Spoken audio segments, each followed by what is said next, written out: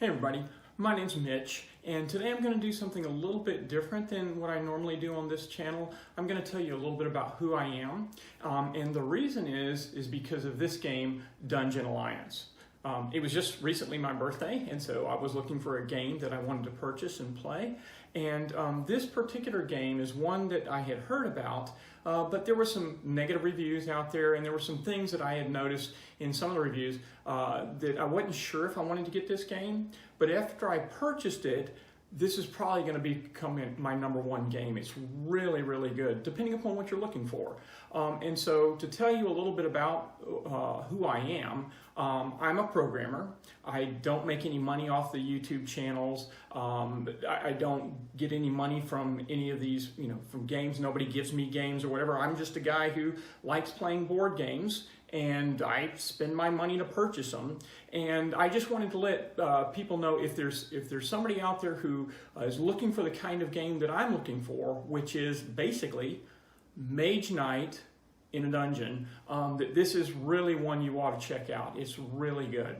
Okay, so with no further ado, let's take a look at this game.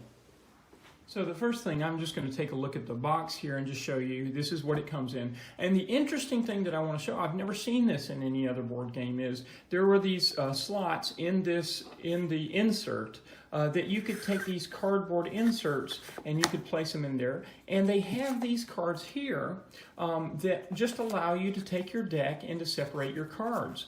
And so I thought, wow, that's an interesting attention to detail, and that was pretty cool. However, the one thing to note is where the slots were placed, I couldn't really figure a good place for that. So I actually took a box cutter and I cut different slots so that it would be just exactly the width of these cards and give me more space to put my things in. Now it turns out I'm actually going to make some other components to hold things. If you want to, it turns out with board games, I now make a lot of tuck boxes to hold cards and trays for holding components, and so you can check out my videos. I'll put a link in here to figure out about that. But I just wanted to show you that because I thought that was a really thoughtful kind of thing from the game design. So the title of this video is Mage Knight in a Dungeon, and just to show you, that's kind of how people talk about this. I've also heard a reference to it, Spirit Island in a dungeon. I haven't ever played Spirit Island, so I don't know, but I do like dungeon crawl type of games. I have Gloomhaven, Descent, Massive Darkness. I've got a couple of the D&D board games, and so I really like that. And I do have Mage Knight. And look here, this I had actually done before I had ever even heard anybody talking about Dungeon Alliance or whatever. I took my Massive Darkness tiles, I scaled them and printed them out on pieces of foam board so that I could create my own mini little board game. And I play most of my games solo, and so I took some of the Mage Knight cards out and the blood cards so that I could create my own Mage Knight in a dungeon. So I am really looking for that kind of thing, and if you are too, then we'll show you the Dungeon Alliance. So in this video, I am going to talk about what Dungeon Alliance is, and later on I'll talk specifically about how it relates to Mage Knight. I'm not going to talk about how to play it or do a playthrough. I would suggest that you check out Colin's video with the One Stop Co-op Shop. He does a great playthrough and explains how to play it, and also Rahdo's review of the game. Those were both very helpful to me, so I'll put links in the description on that. So here's what the game is. You have your figures, your characters, your heroes, and you will be traveling through the dungeon, and you will be fighting monsters. And these monsters have different defense and health. You've got these cards that you will be using. You will actually be playing 4 heroes. Every person that plays the game plays with 4 heroes. And you will be drafting cards from the side. So here you can see I've got 5 cards laid out, and as I defeat a monster or find a treasure, I gain experience points, and then from there I can use those experience to draft cards. One thing that I wanted to mention is that I do play most of my games solo because my family likes other types of things. But as I review and talk about the different games, I'm typically going to be talking about it from a solo perspective. So you might want to keep that in mind. Now, in most games, it's a little bit difficult to play multiple heroes if you're playing solo, and I like to play just as a true solo in most cases. But this game is well designed for multiple heroes, and you can see at the end of the round, this is about how much space it takes up, so it's really not that much. So in contrast, here's Gloomhaven for just 2 characters, so that's really taking up about 8 times as much space. The other thing to be aware of is that Dungeon Alliance is a Euro-style hand management type of game, and in most of games like that you would have a hand for each hero that you would use. But in Dungeon Alliance you use one hand for all 4 heroes, and you just take turns applying them for each of the heroes. So playing 4 heroes in Dungeon Alliance is roughly equivalent to playing just 1 hero in any other game. So you really get the advantage of feeling that team feeling of multiple heroes without the complexity typical in most games. You just have one hand. So in the beginning, your heroes start out with 12 cards that you can draw from, and you draw into a hand of 6. Then you play those cards as you're moving around the dungeon trying to attack the monsters. Now the cards are going to have what you would expect to find in Dungeon Crawler, such as increase your attack, either range or melee, or increase your defense, or increase your movement, or also you can heal wounds. So things like that are the kinds of things that your cards are increasing that ability when you draw from the upgrade deck.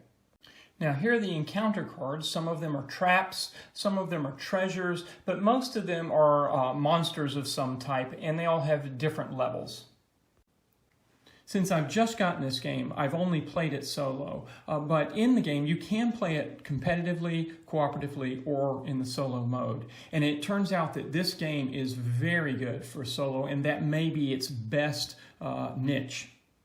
If you're playing it competitively, my understanding is that that is very competitive, so you can check out Rahdo's video about that. But each player controls monsters, and they attack each other with those monsters. For solo and cooperative play, there's a deck that you flip over the card, and you do the actions that the card tells you to do. Again, if you want to understand how to play that, you might want to check out Colin's video that really explains how to play the game. Now the basic goal of the game is to go through the dungeon within 4 rounds and gain as much XP as you possibly can. That's how you keep your score, that's how you determine the winner, but really it's about attacking all of these enemies and collecting treasure. However, in addition to the base game, they also have quest cards that actually give you specific goals that you can achieve, sort of like a win-loss scenario. Rahdo kind of talks about that, and you can check out his update video as well. And so they have level 1, 2, and 3, these big bad monsters that you can defeat. So that adds another level to the play.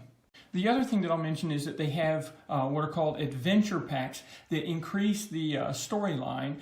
They have a web comic that you can look at and everything. I haven't purchased the adventure packs, but as people online, as I've looked online, everybody really thinks those are a good addition to the game, so you can check out those.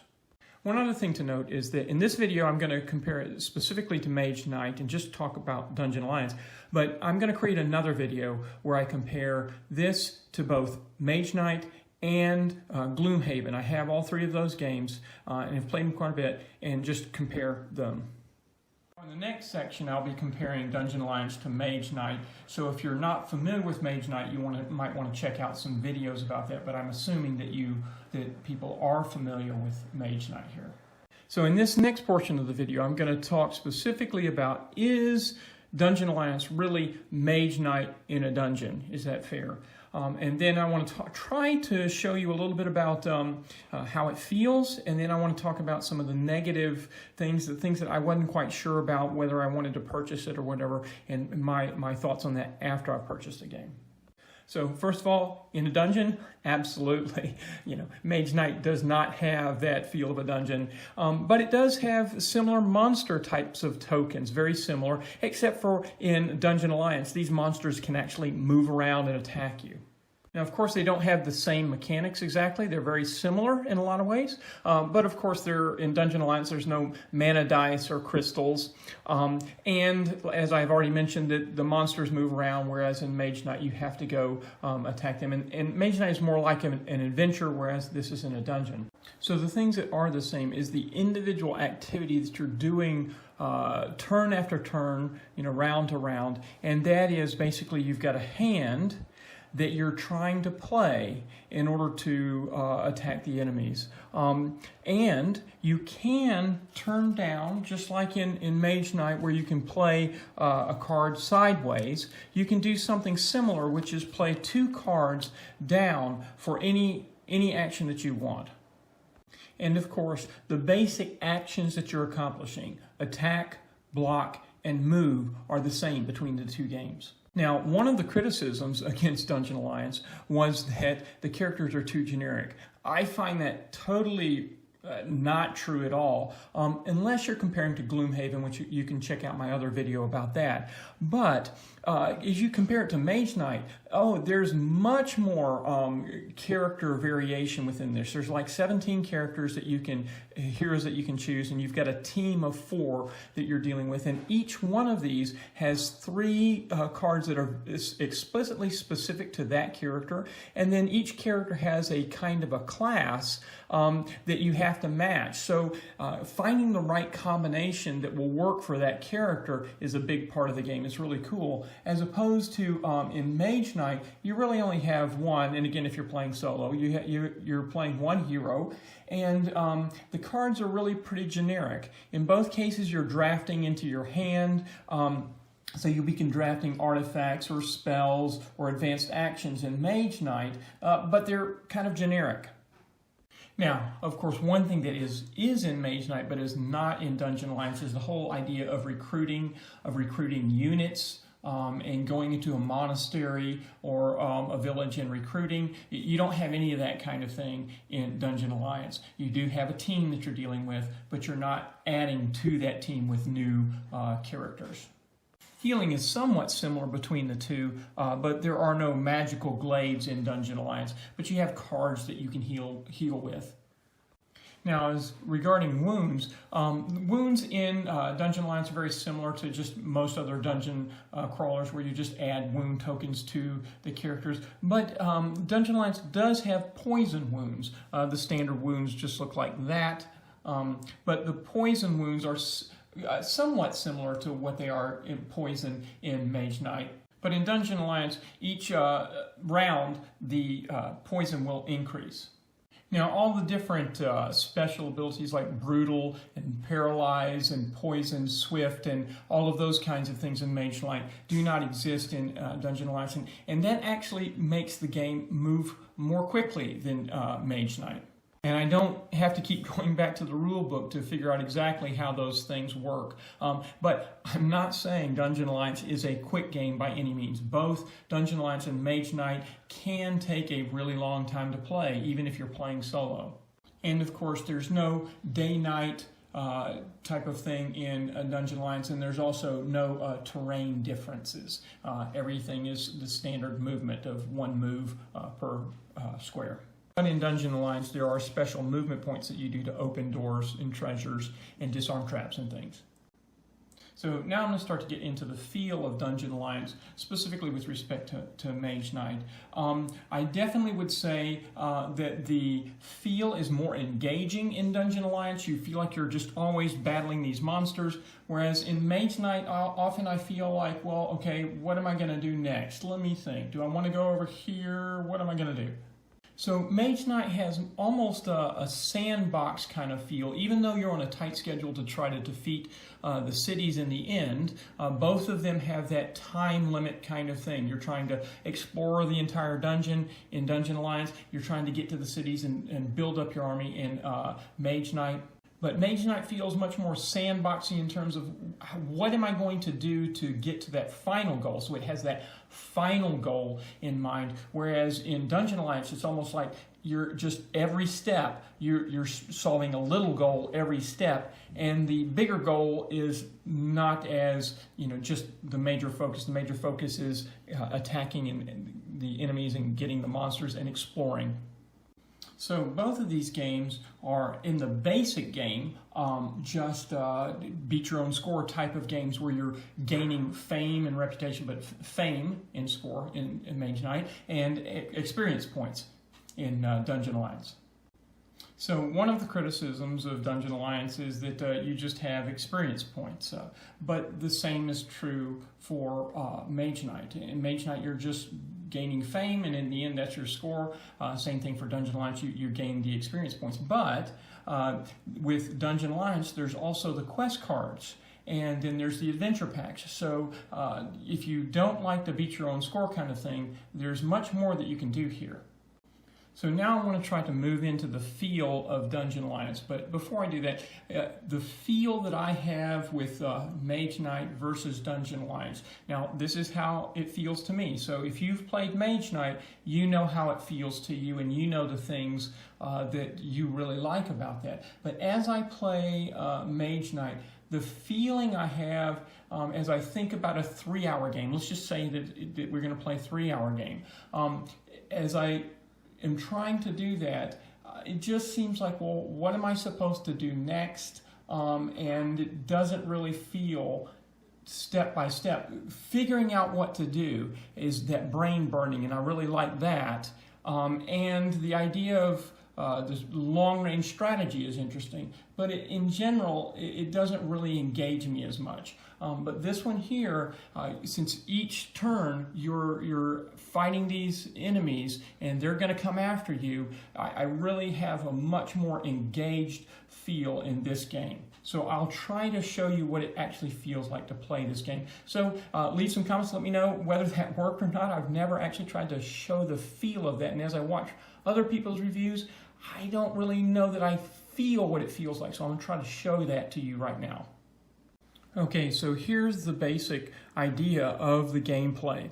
So I'm exploring the dungeon, and I've got my heroes. We can consider that this is the beginning of a round, and I'm trying to manage a number of different things. Do I want to explore? Because at the end, if I haven't explored the entire dungeon, I'm going to lose points. But I also have monsters that are roaming in the dungeon. Do I want to kill them? Because I get experience points by killing those monsters. But also, these monsters will get their turn and they will try to attack us. Of course, the standard dungeon type of crawl thing. I may have wounds also on me, on the different heroes. So here is the hand I currently have. This one adds to my attack. But the problem is I've got 2 of these, and I've got also another battle attack, and you can't use the same type in your play.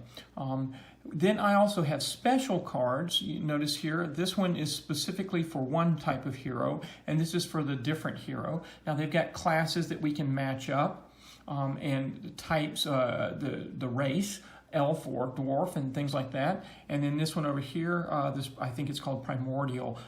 So the cards have to match their hero.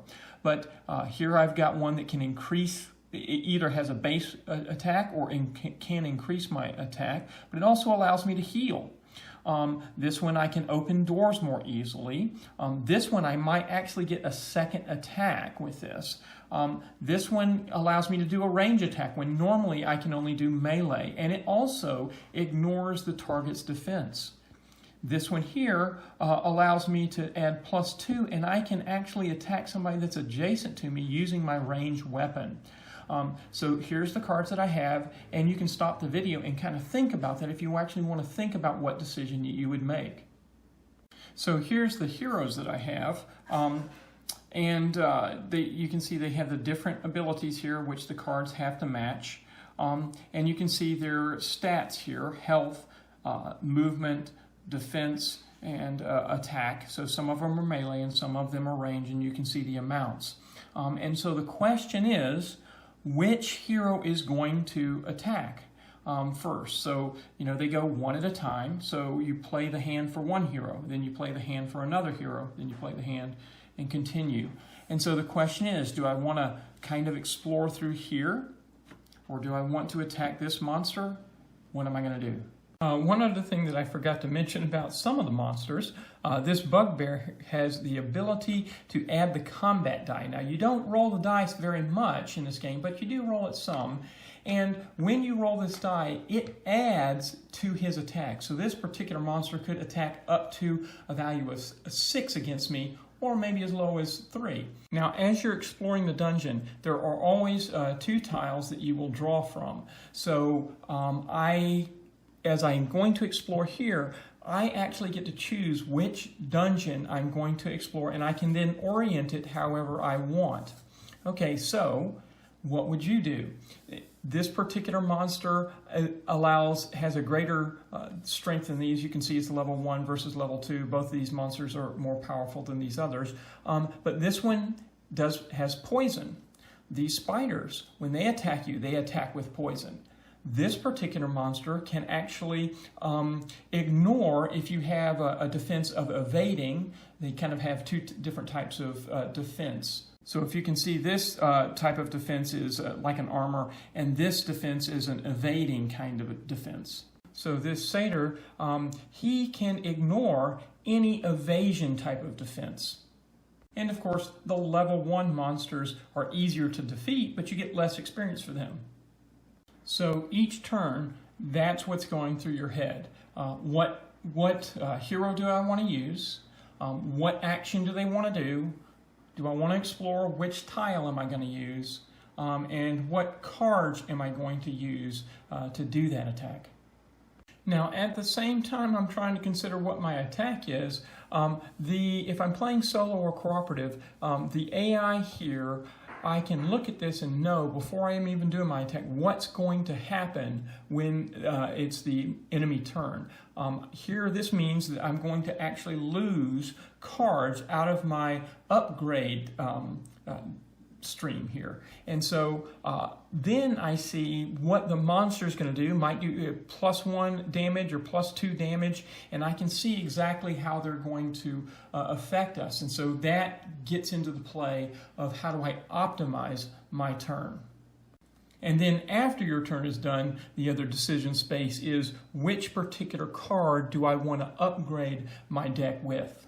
Okay, so I don't know if that's going to work in showing you how it feels. Maybe you need to pause the video and think about it, or look at some of the other videos on how to play so that you know the rules first and then think about this. But that's essentially the essence of the game, is trying to decide what I'm going to do on each turn. Okay, so in the next section, I'm going to get into some of the things that I was hesitant about before I purchased the game, what I think about them now, and also I will talk about negative reviews and comments that I've heard and my feedback as I've played the game. Again, this is just my opinions and hopefully just another input, another insight for anyone who might be considering this game. Number 1, these border things. What in the world is this about, I thought. And explicitly I have made them crooked here to show, people talk about them kind of coming apart or whatever. And I thought, oh, that looks kind of cheap. Why are we doing that? Well, the real answer for that is for the different player levels, 2, 3, or 4 player levels. Now, if you're playing solo, you don't need these at all. They do have them, but you don't need them at all. But they're here, for example, this is the 2-player game setup, and this shows you where your starting tiles go. And so really, it's all about starting at different parts of the dungeon, and then you're going to converge. And so you want to make sure that the tiles are going to match up as you come to an area of conflict or whatever. So it's really about setting up the starting positions of the tiles for more than one player.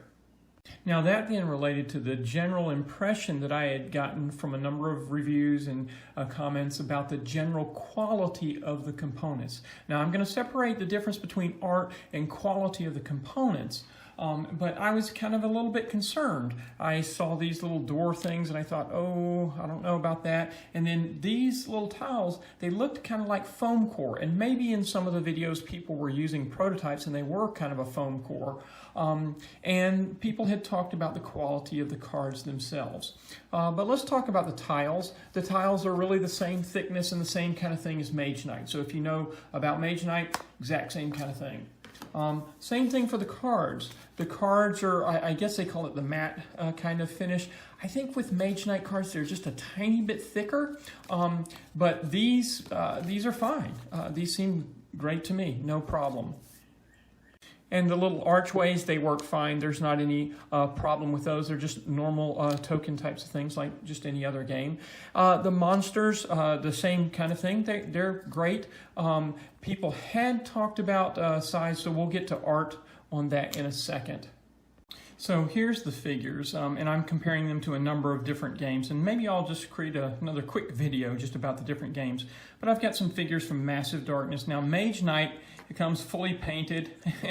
You just can't beat that quality. And then here is from Gloomhaven. These are very nicely sculpted.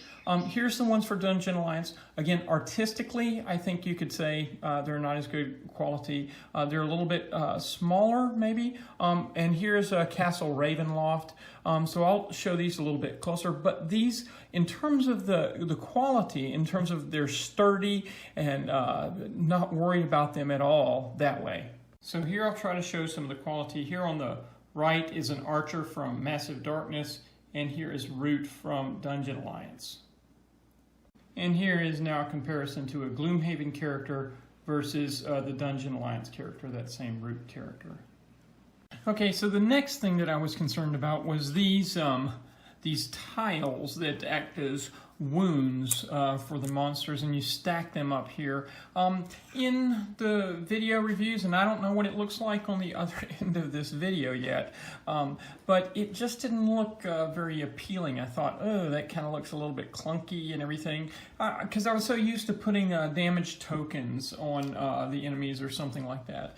But actually in the gameplay, it's not bad at all. It doesn't seem to bother me at all. And it is very easy to keep track of the damage. And of course, if you've watched any of the other videos or whatever, they have different colors so that if you're playing in the cooperative or competitive type of way, that you can see who has caused the damage. So that actually turns out to be quite fine.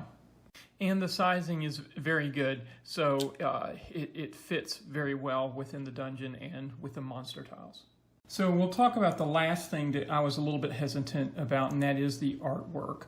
Apologies to any artist that worked on the project. I'm not trying to be negative to any particular artist or anything, but I just wanted to be truthful about the things that were hesitations for me, and that I have heard other people be concerned about as well. I actually like to do animation and do digital art. I'm no expert by any means, but it is something that is of interest to me.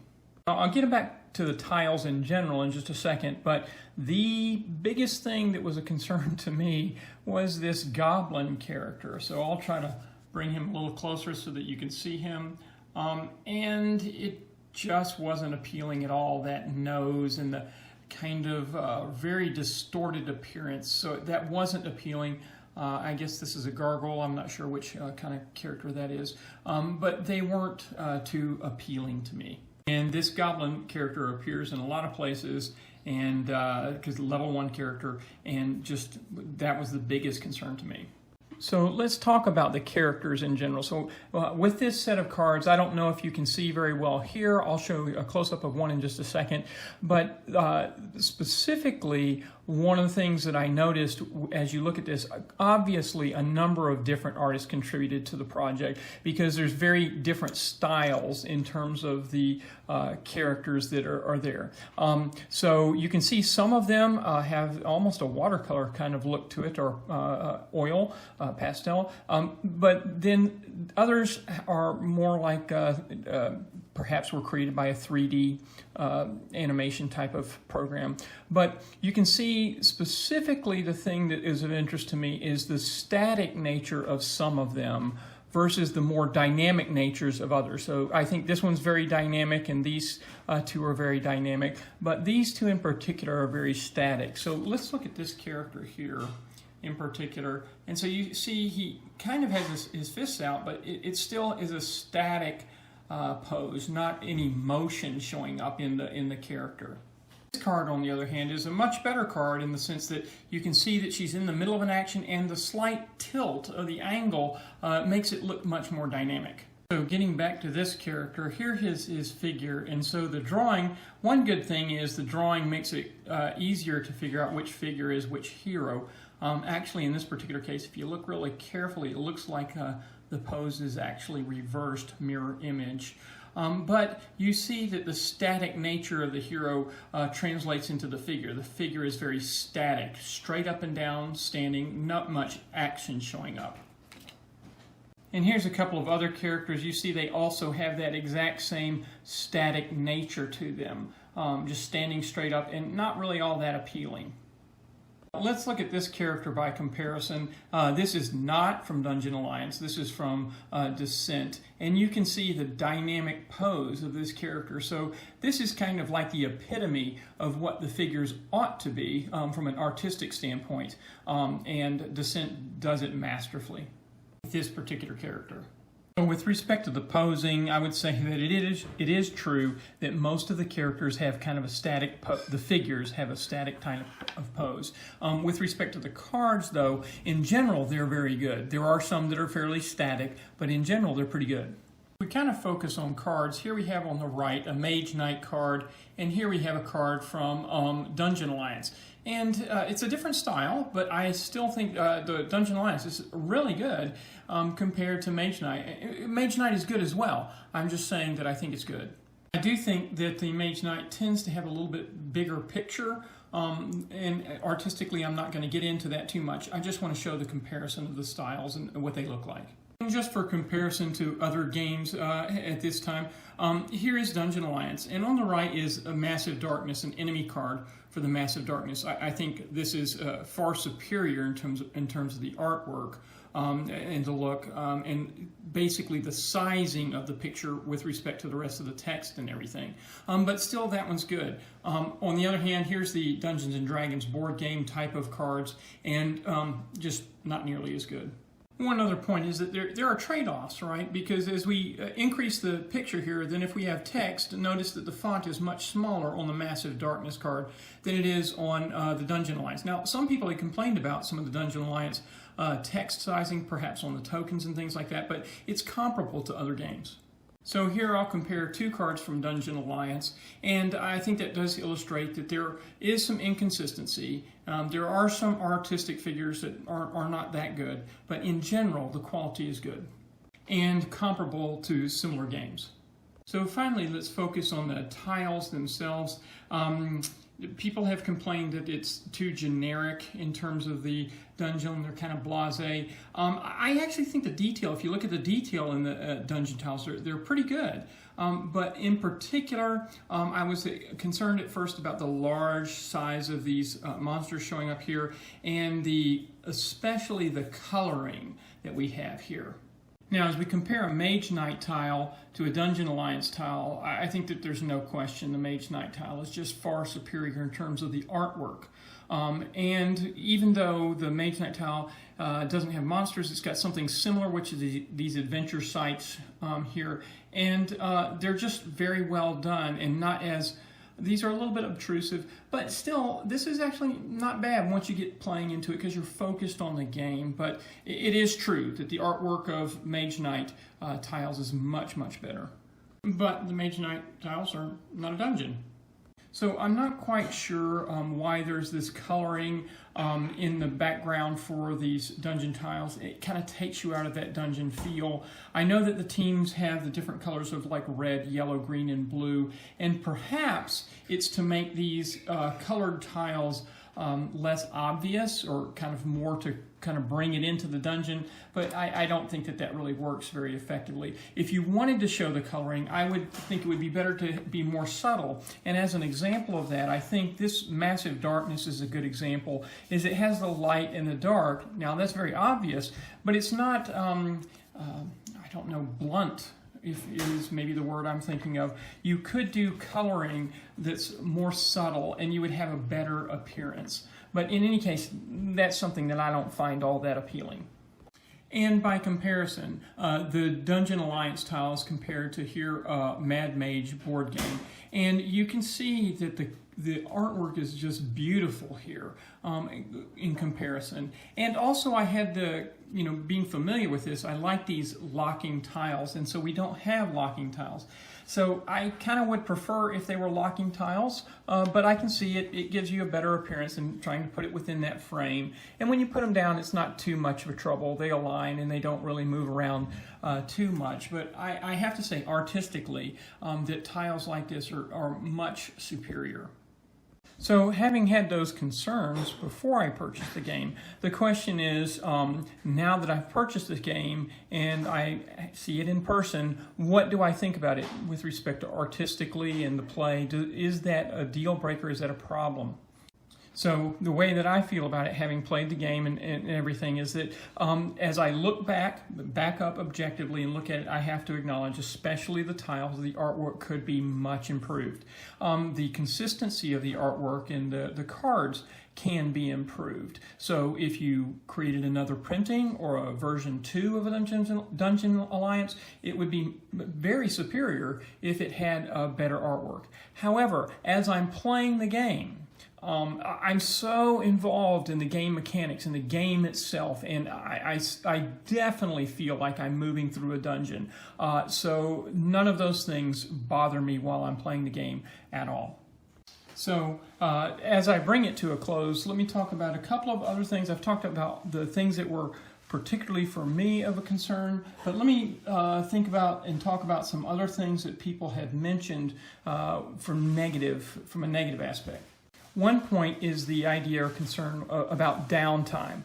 Well, since I'm playing this only solo, that's not a question. It's not a concern at all. If you're playing it with other people, mainly competitive or cooperative, I do hear that it's probably better as 2. You can play up to 4, but that's where the downtime might come in. The length of the game, it can be a long game. I think the first time I went all through the dungeon, I think it probably did take me about 3 hours. I was looking at some rules and not quite sure about things, and there was a little bit of analysis paralysis going on, but that's part of the fun. And as I was engaged, I was very engaged. So if I compare this to Mage Knight, if I think about playing Mage Knight for 3 hours, I think, oh boy, as much as it's fun, do I really want to do that?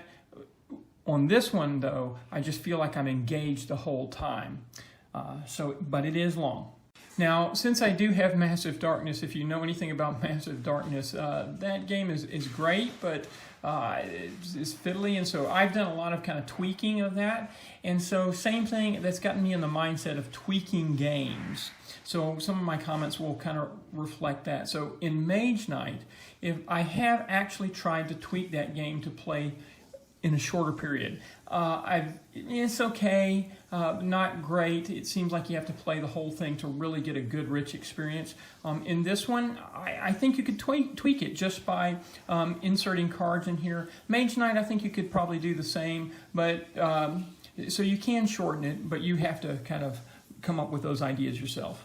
So the last negative comments that I've heard that I'll address kind of a number of them together. One is the beat your own score with XP, and then the other thing is that there's no real story or whatever, can't get into there's no story or campaign kind of thing. There is a campaign mode, but those are the complaints that I'd heard. And my answer to that is this isn't really, I don't think it's really a story type of game, perhaps like Gloomhaven or maybe Descent or some other kinds of things. I do think of it as similar to Mage Knight.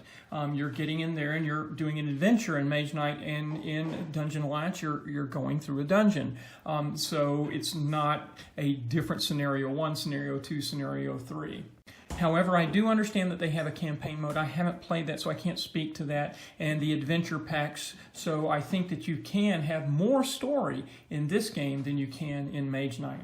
And then with respect to the XP, well, that's just equivalent to fame in Mage Knight. And so one of the questions that you can think about that, yeah, I can understand trying to beat your own score, not necessarily great, so the win-loss scenarios are kind of nicer way to play typically. But then the question you might ask is, okay, well, can you use your imagination, or do you have to have everything kind of given to you out of the box? If you can use your imagination, then how about some ideas I've already thought about with respect to the XP? You could try to think of the XP as gold. How much gold did you accomplish? So your goal is to go through the dungeon and collect a bunch of gold. Of course, you could play once or twice, or you could even use a time limit to get a shorter game and find out how much XP you get there, and then that becomes the win-loss scenario. Again, that's a beat your own score, but it's a little variant. Now, one thought that I had, as you're playing it, I actually am not focused on the XP. I'm focused on defeating the monsters. So as I think about it, one of the things I thought of is, well, maybe the way I think about winning is that I have to kill so many monsters. But then as I thought about that a little bit more, some monsters are stronger than others, so maybe you have a variant that it doesn't matter what their strength is, in which case I could kill 3 easy monsters and that's winning the game, or 3 tough monsters. On the other hand, I could use the XP, because the XP actually is equivalent to the monster strength. So in a way, that's measuring how many monsters you have defeated. So 2 different kind of gameplays you could have is just defeat X number of monsters, that's what you're trying to do, or defeat X strength of the monsters as measured by XP. Or you could say, I have to clear so many tiles.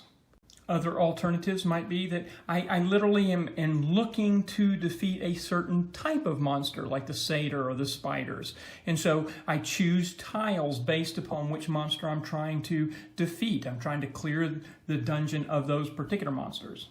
My point here is not to tell people how to play, but to say that, yeah, it is true. There's not a pre-written story for that. But with just a little bit of imagination, it's very easy in this game to come up with scenarios that will be appealing to you on a win-loss type of way. And plus, in addition to that, they have the quest cards, and they also have the adventure packs. So I think that's ways that it can help with the story. But this is not a campaign scenario type of thing like some other games. So the last point that I'll talk about with respect to Dungeon Alliance is this a dungeon crawler? I guess that depends upon what you consider a dungeon crawler, because I've seen reviews that have all different kinds of games considered dungeon crawlers. But if you are thinking of, I'm going through a dungeon and just destroying enemies, this game absolutely, of all the games I've ever played, this has the most dungeon crawler feel to it. As I'm going through, for example, the Dungeons & Dragons board game, that feels pretty much repetitive. I'm, roll the dice, move, roll the dice and attack, roll the dice and attack, and that kind of thing. And so it's just kind of the same kind of thing going on, even though I like those games.